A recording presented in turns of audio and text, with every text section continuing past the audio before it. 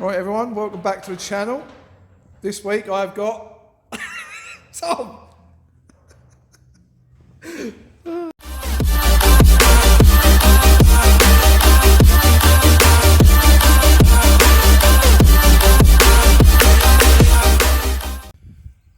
Hello everyone, welcome back to the channel. It's been quite a while. Life, yeah, well, it's taken over. The normality of moving homes and general day-to-day and everything else has taken me away from doing some work on the A4. But thankfully, this week with some time off work and my good friend doing the same thing, Tom Healey, we are going to get cracking and have a good week on the A4 and see if we can actually get it on the floor. That involves tubbing the arches, painting the floor and refitting all the stuff that I've had powder coated previously. Now, I'm lucky enough that Tom is very car-minded, just like you, I, and many others. And between us, we've worked on cars together, and we've run a car show together, along with another good friend, Gordon. And yeah, we're not afraid to take on things that we can do. We can't do everything, but we will try and do as much as we can. And that's the same situation with the A4 this week. There's no reason, like I said, by the end of it, we can't have the arches tubbed, floor painted, and hopefully be in a position where I can start mounting back some of the parts that we've already previously restored. I want to see it on the floor by the end of the week. So, rather than standing in a solar panel field just outside my unit, we're going to get back in there, get cracking, and yeah, enjoy. Speak to you in a bit.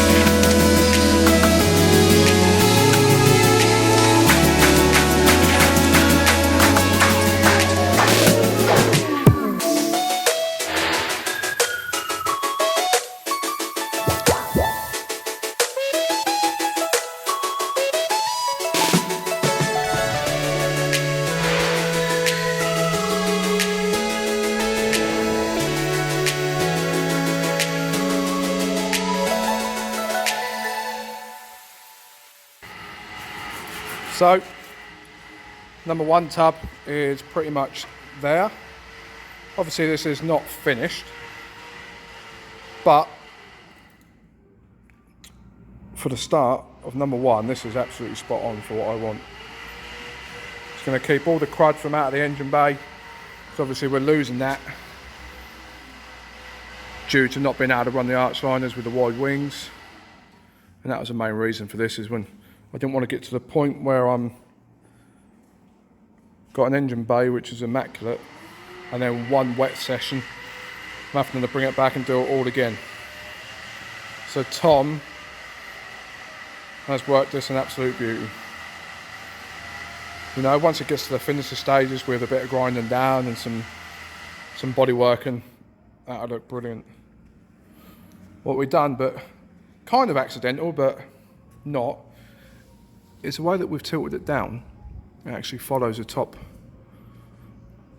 of the strut mount up here, and we moved it backwards and forwards trying to work out which way we liked it, and I was adamant that I wanted this bit here to run with that seam there.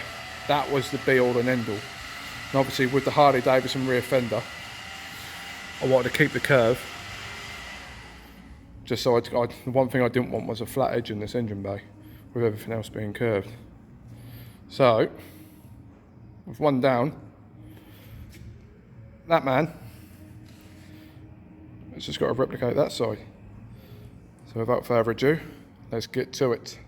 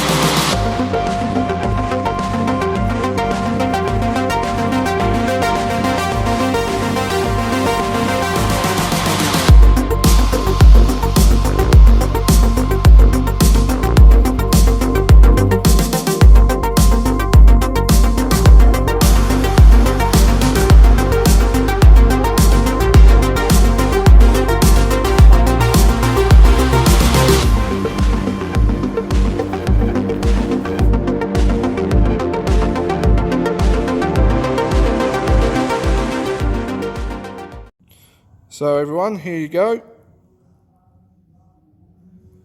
One tubbed A4 engine bay. It's not all finished metal wise, but we've got it how we wanted to have it. Both sides are done, both sides are equal, and they now just need us to finish them. Tom's done a really good job of this, and yeah, I haven't seen it in an A4 yet.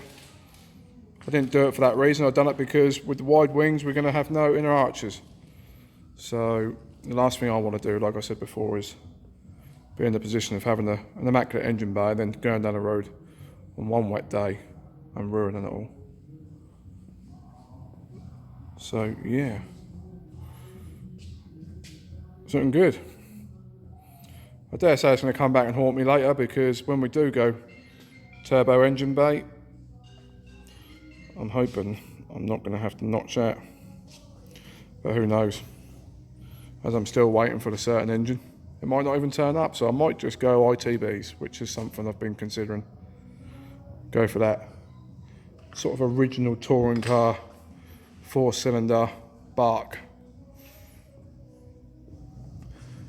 Next up, we've got all the panels off, doors are off, boot lid's off. There ain't much left on it, to be honest with you. It's a shell with a loom. There's a couple of bits left in there, but